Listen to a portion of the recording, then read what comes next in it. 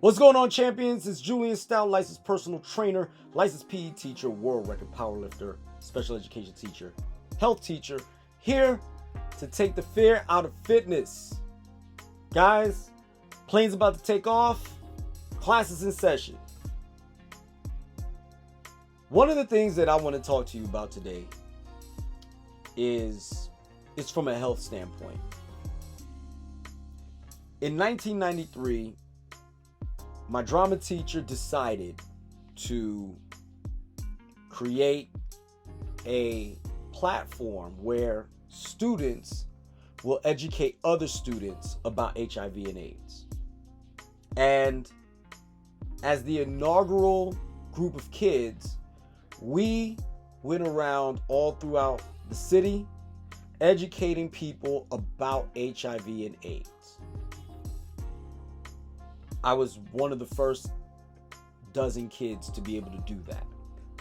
At a time when HIV was rampant and death was imminent, we took that very seriously. We took it so seriously, in fact, that many of us were awarded different citations by the city of New York. And I'm forever grateful to Thomas Porton and all the people that came along with that program, because the program started with us, but it didn't end with us. It actually spread throughout the city, and I'm proud to have been a part of that 30 years ago. And I'm watching Anton Daniels the other day, and I came across his video. Shout out to him. If you have not subscribed to his channel, my suggestions is go subscribe to Anton Daniels. I'll put his link in the bio. However, the thing is, what I heard literally irked me to no end, because we have to be responsible for our actions. The stories that I heard about people contracting HIV and AIDS ranged from promiscuity to loyalty and faithfulness. And what do I mean by that? I've heard stories of people who were just having sex indiscriminately, whether it was heterosexual, homosexual, bisexual sex, it did not matter. What mattered is it was indiscriminate with no type of self-control whatsoever. All the way down to, or all the way up to, people contracting HIV because their partner was doing drugs, but they were faithful to their spouses, and their spouse gave them HIV unknowingly. And I'm listening to this video, and the things that you're about to hear, ladies and gentlemen, is going to perplex you to no end. We're not talking about the sexuality of the individual speaking, because that is not the point. The point of the sexuality of the individual is not in question here. The acts of their sexuality is not in question here. What's in question here, I'm not even going to go any further. I'm just going to let you listen. So here we go. If you are a healthcare provider that works with people living with HIV, you really need to watch this video. So what's going on? I am sick and tired of being sick and tired. Period. Let me just say that I am sick and tired of being sick and tired. Let me just go ahead and put that out there. So let me go ahead and be full transparent. I will be talking about STIs, living with HIV, getting tested, all the other stuff. If there's a trigger for you that's too much, go ahead, click off on this video. But for my healthcare providers, if 50 healthcare providers watch this video and feel some type of way, and they change, and if 20 of them change this stuff, I know the work is done. Because this experience I've had is just making me not want to go get tested, treated, anything. It's just so annoying. So recently, I have been having really, really bad allergies and sinuses and all the other stuff. And I wanted to go to the doctor. So my primary care physician, they treat, HIV and all the other stuff. So anytime I go for any other thing that might not be related to HIV, it makes sense to go to them, like go to them for everything. So I go and I do a walk-in and I get there. So I get treated at the VA. The VA takes care of me, which helps me save a lot of money because living with HIV and getting treatment and get tested, all that stuff, it can be expensive. There's a girl who, had to pay out of pocket in the beginning. It was a mess. So the VA has been taking care of me with that. But I went to the VA and I sat at the doctor and I was waiting on them, to see me. And I saw the nurse. So the nurse is asking me these questions and she's just like, hey, what's going on? I said, hey, I've been having a sore throat for about a week and my allergies have been really, really bothering. I've been doing some research and I know it sounds like it's post-nasal drip. Like I have really bad allergies. All of my friends know whenever the seasons change, I start like sneezing and all the other stuff. Like, girl, we about to enter fall. She's coming around the corner. I feel it. And also I think it was like a high mold count the other day. So my allergies have been just like acting up. And I was around some folks who were smoking, smoking or whatever. So that might have been a thing. That might have been, because like anytime I'm around people who smoke cigarettes, like a day or so later, I'll feel congested for a couple of days and whatever. It does that. That's just how my allergies work. So I was like, okay, girl, I felt it. Okay. So for those of y'all who are not aware of what this person is talking about, apparently they live with HIV. And based on some symptoms they're having, they believe that they're having postnasal drip. And let me explain to you, I personally have postnasal drip. It's not fun. I actually thought I was having pneumonia one time because of all the mucus running down into my lungs and actually congested one of my lungs. So that could be distressing just on its own, but this individual is living with HIV. There's nothing wrong with it. If you contracted it, you contracted it. Especially in this day and age, medication is phenomenal to the point where now you're actually more than likely HIV non-detectable is what it's called now. So with that being said, the stigma with living with HIV for the most part is all but gone. After 40 years of HIV being in existence, it is now at a point where you can live with it. So without going any further, let's let this person finish. I think that's what it is. I've been testing myself for COVID. Didn't have COVID. I didn't have a fever. I wasn't feeling anything other than congestion and, sinus drainage. So I went there and, the nurse is asking the questions. She's just like, I'm telling her the things. And then she says, well, have you been having unprotected sex? And I'm thinking to myself, like, what does she means unprotected sex? I'm like, I get so shook by the language because it's so outdated. It's so outdated. What the is What's outdated about unprotected sex? This is the part, guys, where you're about to have your mind blown. What do you mean unprotected sex is outdated? With all the consequences that can happen with unprotected sex. Now, don't get me wrong. As a married man, things happen, right? That's my wife. Married to her. Faithful. She's faithful too. I think we've got this thing inoculated, right? However,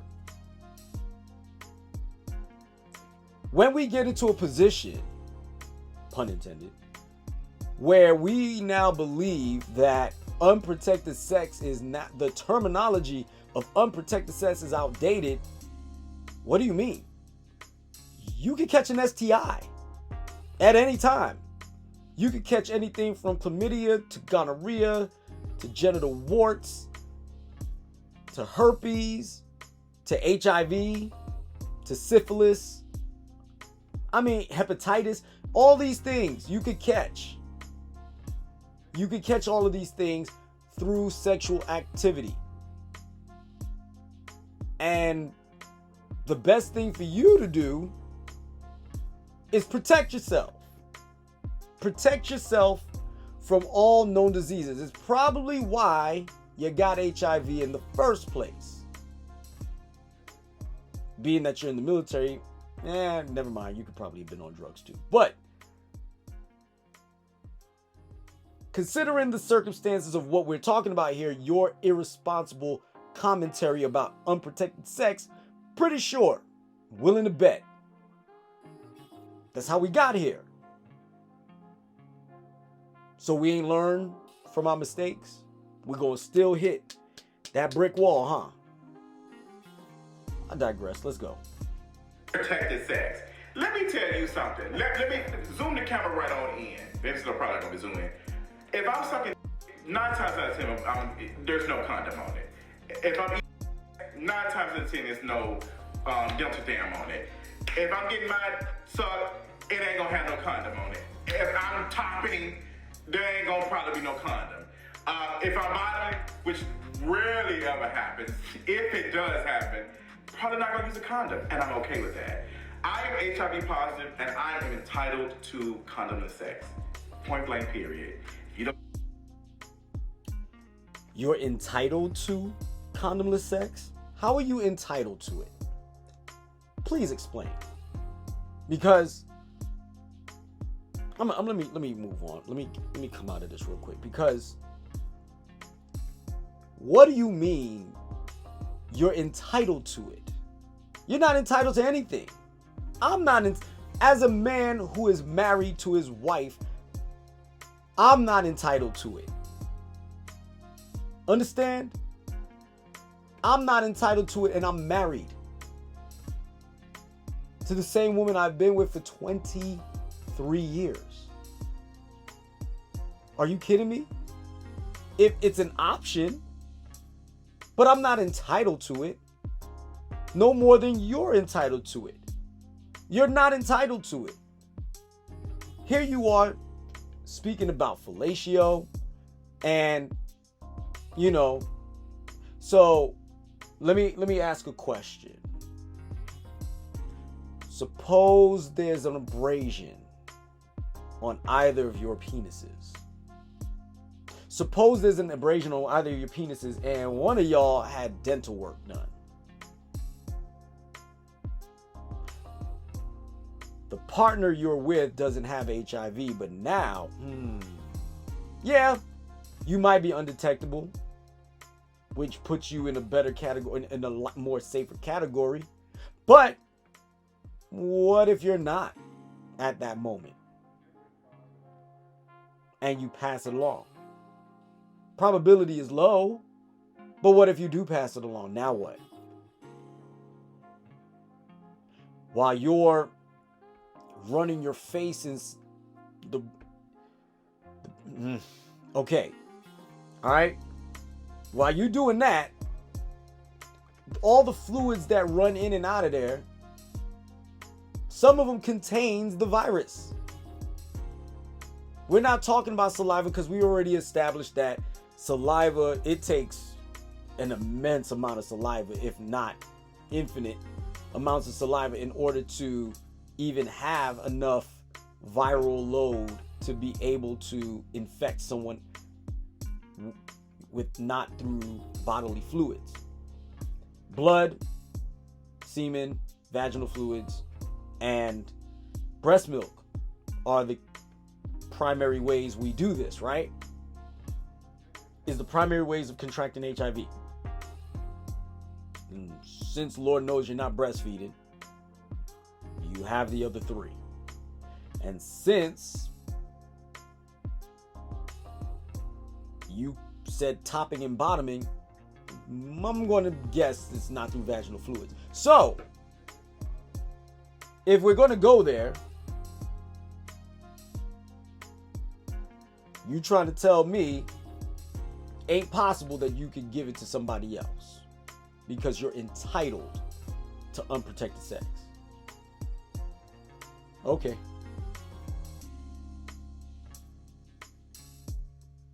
I don't know what to tell you. Now, all of my partners who I am engaging with sex with, they do know that I'm HIV positive. I'm glad you're at least that responsible. And, you know, there's risk. We talk about risk. We talk about all these other things. And that is risk assessment for us. That's like us making, you know, hey, girl, you know, this is a person, he's HIV positive, he's undetectable, he gets tested regularly. Like, I'm going to have sex with him, point blank. Okay. Anybody that chooses to have sex with you, unprotected, mind you, that's on you. That's on them. Especially if you're disclosing it. I'm sorry, but if I were your partners, never will happen, but if I were your partner, it would never happen unless there was some form of protection, especially when you disclose you're HIV positive. That's just flat out. You run the risk as it is to have unprotected sex with anybody, whether they know they are or not. But to know you're messing with somebody that's HIV positive and then go on to have unprotected sex with them, I mean, what are we doing? How irresponsible are we? Don't have to ask very long because clearly irresponsible.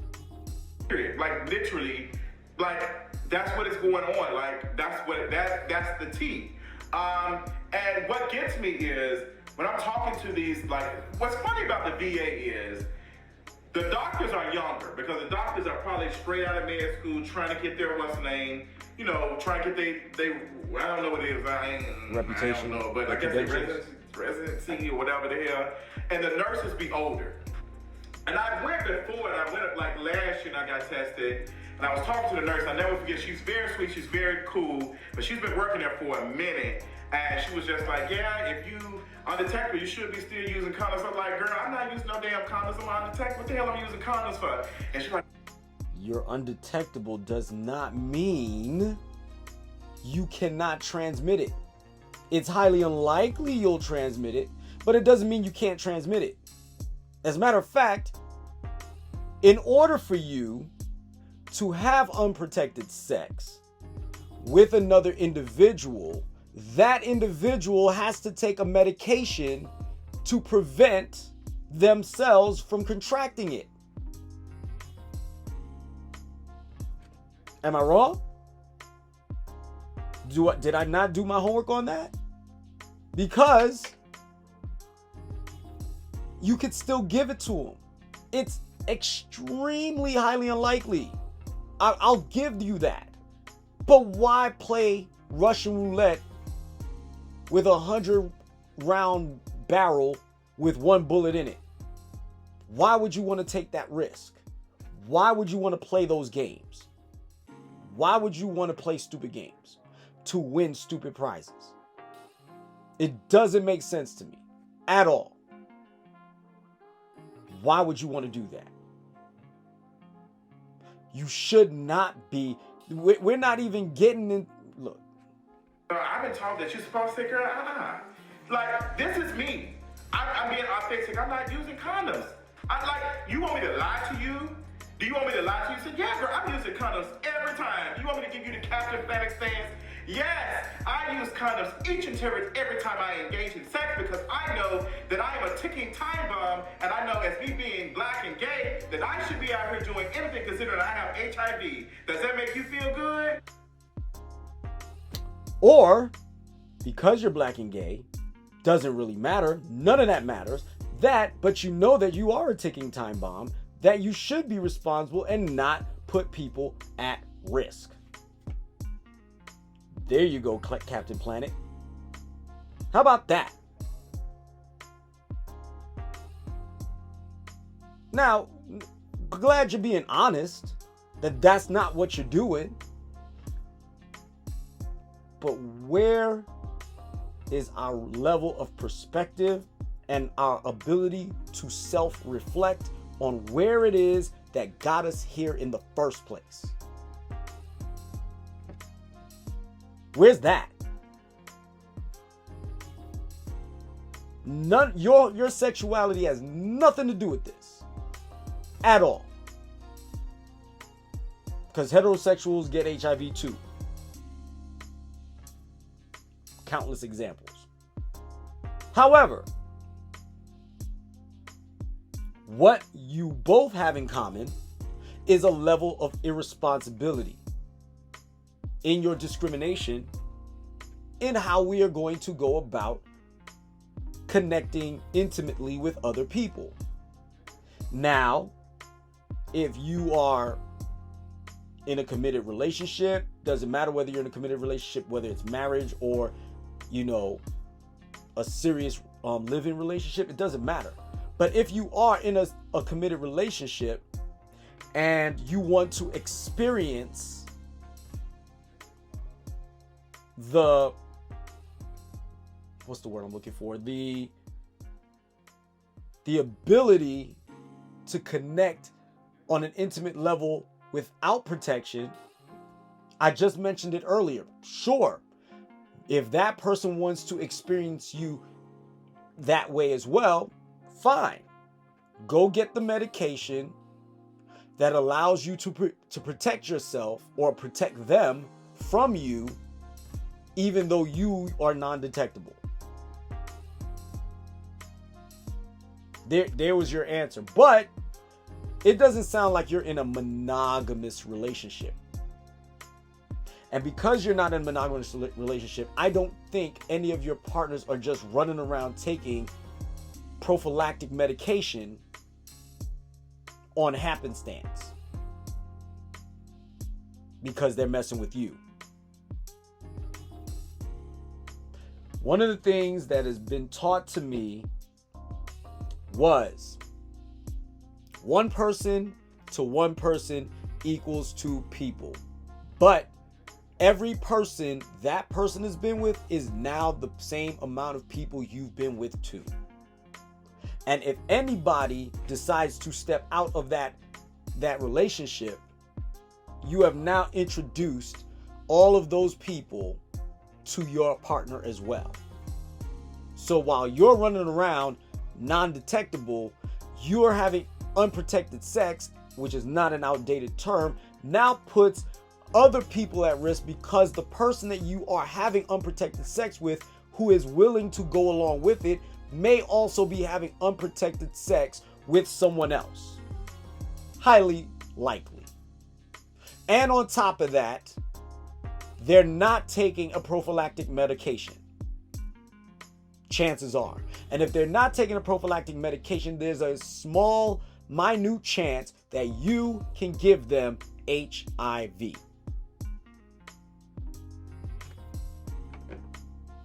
Okay, let's go. And I know it makes y'all feel good because y'all think we are a burden. Y'all think treating us is a burden. Like y'all get so, like y'all don't want to say it, but it like. Are you projecting? Because nobody thinks you're a burden. Now, I mean, with your foolishness, probably you're a burden. You're a pain in the behind because you're being foolish. But in the sense of your sexuality and your contracting a disease, you're not a burden. The only reason why you're a burden in your eyes, or the reason why that I would even consider you a burden, is because you're hard-headed and don't listen to man nor God on what you should be doing in terms of preparing your partners for the realities of you having HIV. Nobody's talking down to you inside of the doctor's office. They're providing you with the information that they're supposed to provide you with legally, so that way they don't get sued, and they are also giving you the information so that you can't walk around and say that you were doing what you were doing through sheer ignorance. Now, I went on about this video for a while now, so I'm gonna land this plane. I'm gonna land this plane. So, guys, I don't care about your sexuality. It doesn't matter to me because I don't have to participate in anything. Whatever makes you happy, makes you happy. Don't use your sexuality as an excuse to go on and be completely and utterly irresponsible because you can get away with certain things. Sure, you can't get a girl pregnant. That's all fine. But you could get all kinds of STDs. You could get all kinds of infections. You could get sick. And then as a result, you'll have to be on a multitude of medications for the rest of your life. While it will be a meaningful and productive life, you're still going to have to be relying on those medications for the rest of your life. And that is not the best look. So do me a favor. Whether you're gay, straight, lesbian, transsexual, transgendered, doesn't matter. Do me a favor. Wrap it up or make your partner wrap it up so that you can be the best you. Guys, don't forget to like, subscribe, share, follow me on Facebook, Instagram, and on YouTube. If you like what you heard, click the like button, click the subscribe button, and click the all notifications so that you can get every bit of information that I put out. Have a nice day. Be the best you. Class of Stoutt.